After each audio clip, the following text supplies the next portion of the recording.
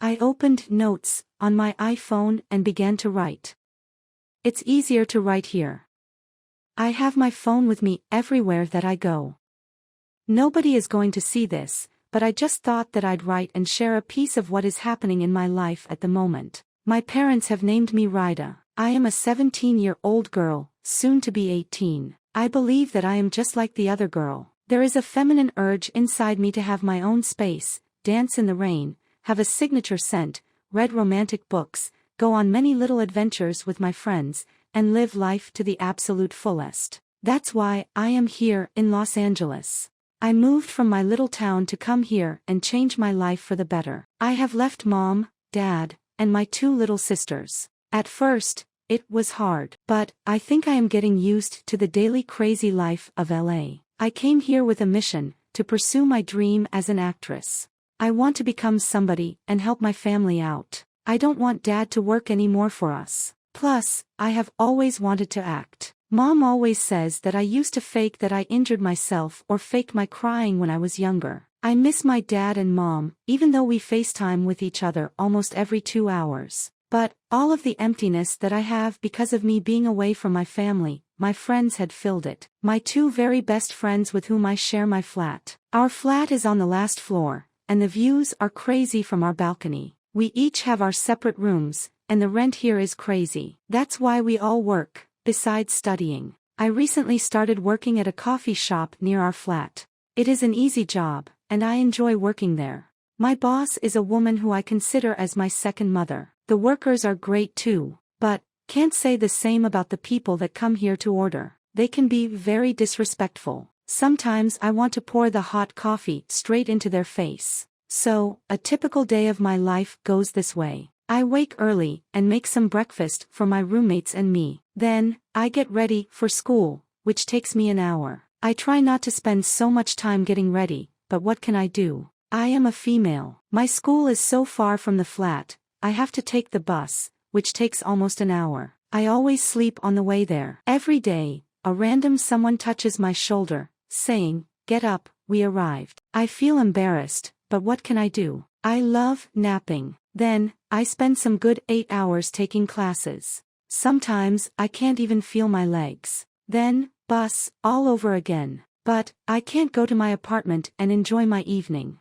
I have to work. I go immediately to the coffee shop. I ain't complaining, though, but sometimes I miss when I was younger when I had no bills to pay, no rent, and just lived without any worries. I can't wait to get back home for summer and just enjoy life. Plus, someone is waiting for me back home. At least that's what he said to me. His name is Liam. We have been texting for a year now, but we live so far from each other. Do long-distance relationships still work? I don't know. There is so much going on these days. On one rainy day, when everyone was running, trying to not get their hair wet, I went to the first store that caught my eye. I bought an umbrella because I had just taken a shower that morning. Like everyone else, I didn't want to mess up my hair either. I continued my day. I had to go home after work. I love rain, it's peaceful. I put on my AirPods listening to some music when suddenly I step on something. I took off my AirPods and saw what it was. It was a black wallet. Someone must have dropped it. The worst thing to ever happen to someone is to lose something. So, I took the wallet and thought of waiting and maybe someone will come by and search for it. I stayed there for some good 15 minutes. But, it had started to get windy, and my umbrella was almost flying in the air. No one was in the streets anymore. So, I decided to open the wallet and see who it belonged. It must have an ID or something. There was a driver's license that belonged to a man named Alfred. He was in his 30s. I decided to search his name and see if I could find his social media. And there he was. A family guy. All of these photos were with his kids and his wife. They looked like they were one happy family. I found a number and decided to call it. The man answered it fast. He said, "Who is this?" I told him that I had found his wallet. He sounded so happy and said that he would come where I was in 5 minutes. I felt happy with myself. It feels good helping someone. Thankfully, the man didn't take too long. He touched my shoulder and said, "Hey." I looked behind, and he was surprised when he first looked at me. He could barely talk. He said that I sounded older through the phone. I gave him his wallet, and he insisted on paying me a coffee or something. But I respectfully said that I couldn't. What am I supposed to talk with him anyway? He is a stranger. But, he said, at least let me give you a ride to where your apartment is. It's pouring rain. A ride wouldn't kill anyone. So, I said yes. We went to his car. It was a white Range Rover. The man was trying to make conversation, asking me if I was studying or working, etc. He said that I remind him of his daughter. Thank God he said that, because he was looking at me strangely. Finally, we arrived at my apartment. He thanked me one last time. I said, no problem, leaving his car, thinking that that was the time that I would ever see that man. But, life is unpredictable. After some days, I was at work making a mocha coffee for someone. Suddenly, that someone said, "You again."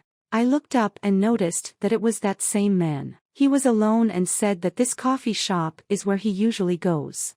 But, I had never seen him before, or maybe I had never noticed him, I don't know. He left me a $50 tip. I didn't notice it until he left. I felt bad. Nobody tips $50, it's just too much. I asked my coworkers if they had never seen that man coming in here, and they all said that that was the first time that he was there. Weird. But after that day, the man started coming to my work every day. He would always just smile at me, but never actually talk to me until one day. As I was getting ready to leave work, he asked me if I had free time to have a coffee. I had been saying no to him all the time, and he was always tipping me. I thought that I should at least have a chat with him. So, that's what we did. He told me about his family and how he recently divorced his wife. But, I remembered when I went through his social media that he had posted with his wife. I didn't know if he was lying to me, but why would he say that? Does he think that he has a chance with me? I am just 17-year-old. This confused me a bit, and when I went home, I went through his profile again and noticed that he had posted with his wife just a day before. Disgusting. There is no loyalty nowadays. The other days, I went to work and decided that if this man tried to talk to me or even tip me, I wouldn't accept. He was just a stranger anyways. So, that's what happened. As usual, the man came every day, trying to talk to me, smiling and stuff. But, I didn't give any face expressions.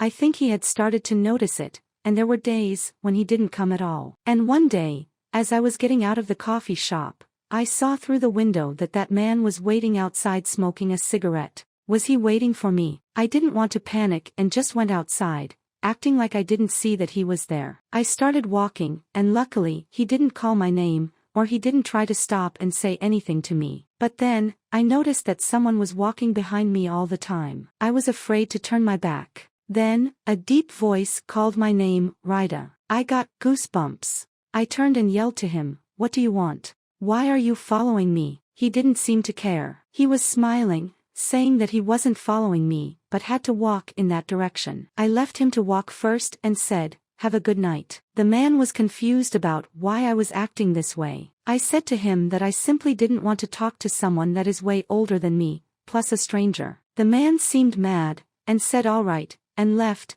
My heart was racing, and I had my phone ready to call 911 in case he tried to do something. I walked to my apartment, looking right and left, scared, but he wasn't following me anymore. Days had gone by, and he was not coming back to the coffee shop. Life had started to feel the same again. I continued with my routine. My only day off was Sunday, so I decided that I'd go out to walk or even go hiking. Everyone goes hiking in LA, plus it is very healthy. So, I woke up early on a random Sunday and wore an outfit that I could run in quickly. My two roommates, I call them sleepyheads, they didn't come. They slept in, but it shouldn't stop me. It was a beautiful morning. The sun was out. I had to make the most of it. I had already had breakfast. Then, I went out. At first, I felt embarrassed to run all by myself, but nobody looks at you here in LA. You could run naked, and nobody would find it weird. It felt good being out in that fresh morning air while listening to good music. But then, my eye caught a white Range Rover. It was everywhere that I was running. Is it possible to be that man? Hasn't he already moved on? But I couldn't take a good look at who was inside of the car. It followed me till the end of my running. Then, I went home. My two roommates were sleeping still, but I woke them up and told them about what had happened. They didn't think of it as a serious thing. They have been living in LA more than I have. They say that I shouldn't worry. This is the reason why I am writing this. Because to me, it feels weird. I am not used to being followed by someone. But my roommates had helped. They made me feel a little bit better. I needed to get that man out of my mind. I have a dream to follow. But, until that, we decided to clean our apartment. What else can you do on a Sunday? We opened the windows, and you could hear the cars and the people going on with their lives. The music was loud, and I didn't hear that somebody had texted me. But, when I took my phone in my hand, I noticed that somebody had texted me saying, "How was your run?" My heart skipped a beat. It definitely was that man. I blocked the number and didn't want to make it a big deal. Later in the night, my roommates wanted to go out, but I decided to stay in. The next day was Monday, and I had early classes. There's nothing better than staying in, watching your favorite TV show, I thought to myself. I was watching with my AirPods on, and you know that feeling when you put the AirPods on, and you think that someone is calling your name, or there are noises. That's how I felt that night. I was taking the AirPods on and off all the time, being paranoid. Then suddenly, I heard someone banging our door, but slowly. I came closer to the door, my legs shaking when I heard someone saying my name. That man for sure knew where I lived because he had driven me here. Why was he here? How did he know that I was alone? Was he a psycho? I decided to call 911, but my roommates came faster than 911. They said that nobody was in front of the door. He must have left,